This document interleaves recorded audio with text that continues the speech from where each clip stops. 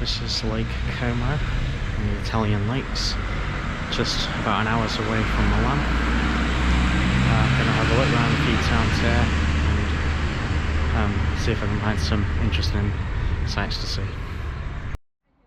The first town I'm going to visit is Como, which is on the south shores of the lake. This was the birthplace of the famous Caecilius from the Latin textbook, with the line Caecilius ist in horto. It's been around for a long time, since Roman times. It's not really hard to see why people would want to build a town here. When you've got a view like this, it would be a shame not to.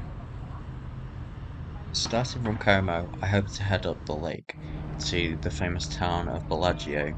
Originally, I was hoping to take the ferry, but unfortunately all the tickets are sold out, so I ended up having to take the bus.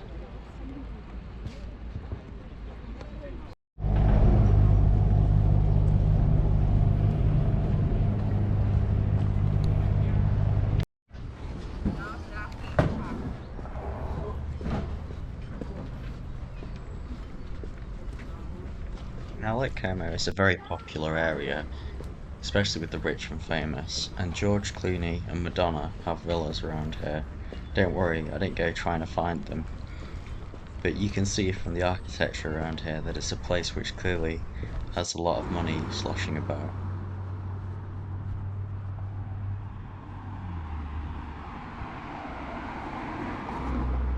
The road out of Como winds up a narrow track. At some points it's only a single track wide, which means the bus journey is a little bit hair-raising. I didn't spend too much time recording things on the bus, but from what you can see here, the scenery is absolutely breathtaking, although the conditions are pretty horrific as there's so many tourists crammed into an incredibly small space.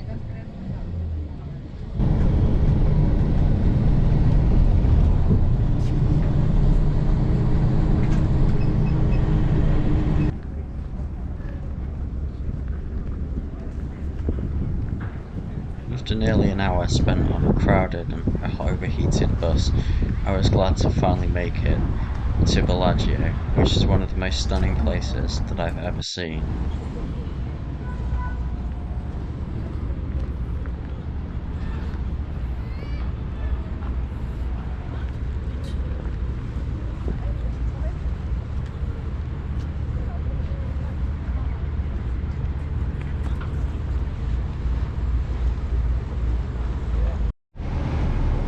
At the lakeside is a ferry which is taking cars across to the village of Bellagio, located on the other side of the lake further up.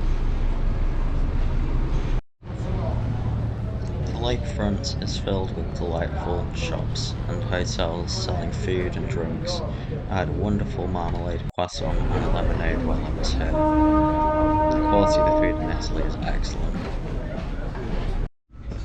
After a snack, I headed off up a hill to explore some of the town. Bellagio is located on a promontory, so you have great views down the lake in both directions. Here's the view south.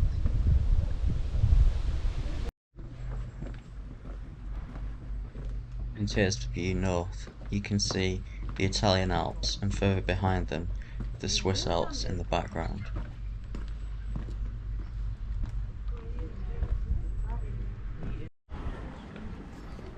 The town has played host to a number of important people over the years, including the Austrian Emperor, the famous French writer Gustave Flaubert, and the famous Italian poet Filippo Tommaso Marinetti.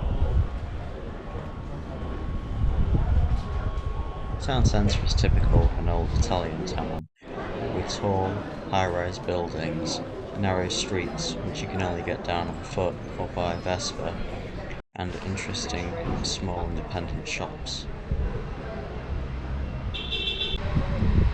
Of course, no Italian town would be complete without a church.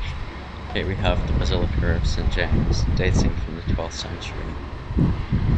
It's a large, imposing stone structure, and inside it's really dark. This is from the period before the Gothic arch was fully developed.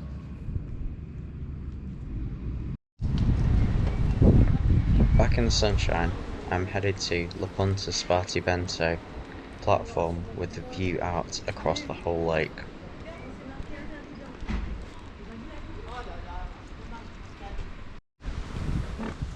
On the way, I encounter a private villa.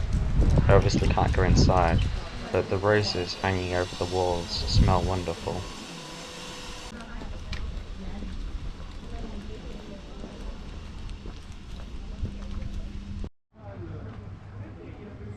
This is the view that I came for. Azure skies, snow-capped mountains, and a lake of the purest blue.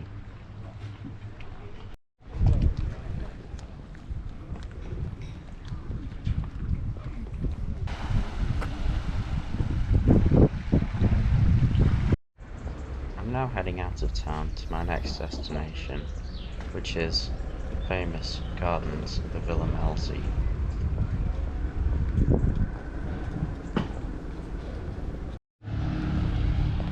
On my way, I'm passing through a local park. One of the things that amused me was one of my Italian friends years ago said that we English are very famous for our lawns. And when you look at these Italian lawns, you can see why. They're not quite as well maintained in some respects. A lot of them have daisies in. Still, if I got to see a view like this every day, I'm not sure I would pay as much attention to my lawn.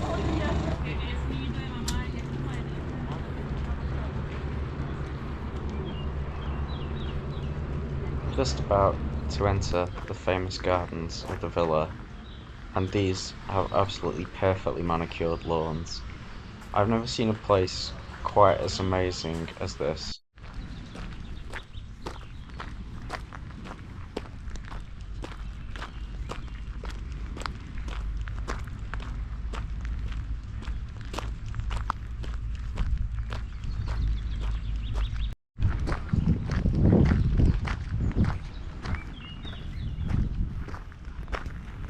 Gardens are largely in an informal English style, looking to blend naturally into the landscape, although you do have elements from other cultures permeating them, such as this pavilion, which is done in a Turkish style and filled with sculpture inspired by Greco-Roman busts.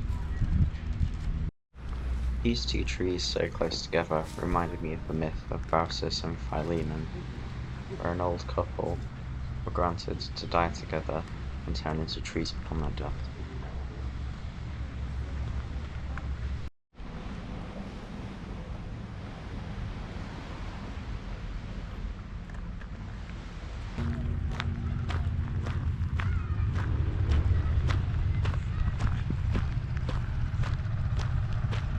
A lot of the trees on the way up to the villa, and indeed in the town, have been heavily pollarded or cut back so that they maintain a well-defined shape.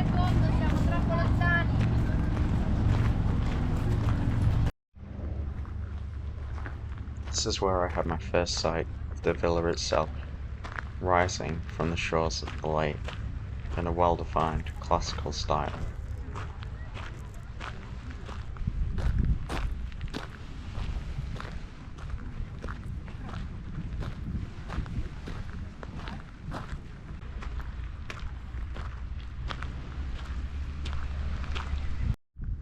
Behind the villa sits a chapel in a simple classical style, framed by cypresses.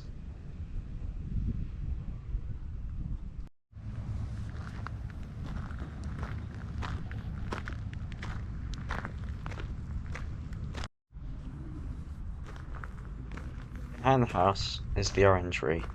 Yes, it's only March, but it's no surprise to see that oranges are growing on the trees here in Italy.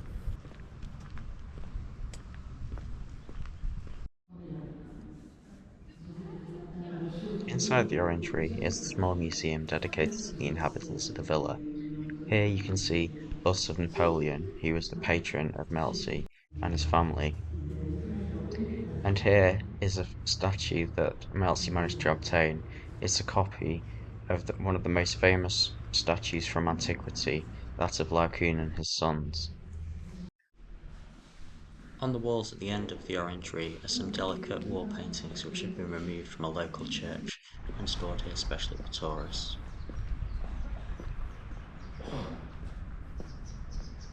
The villa was built for a famous Milanese politician, Francesco di Malzi, who did very well out of Napoleon's conquest of Italy. Malzi decided that this place was going to be his summer residence and have fabulous gardens, which would draw inspiration from all over Europe. From here, the highest point of the gardens, you can look out across his masterwork.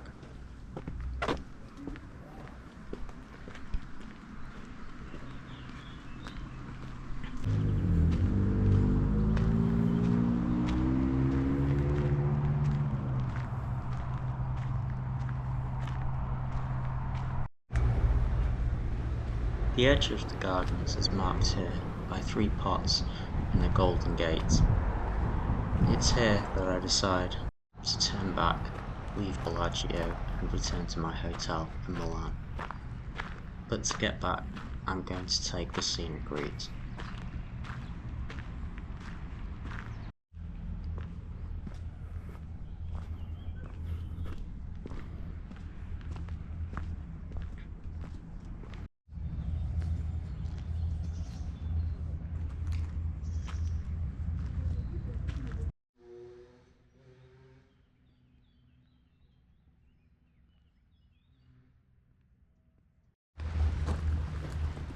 Somewhere in the distance, over those snow-capped mountains, is St. one of my favourite places in Switzerland.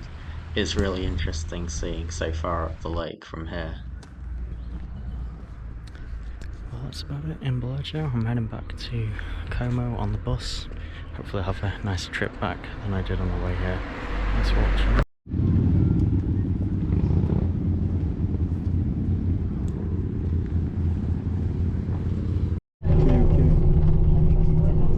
Well, my way back was punctuated by large exclamations in French from a slightly drunk group of French tourists who were very excited at the scenery.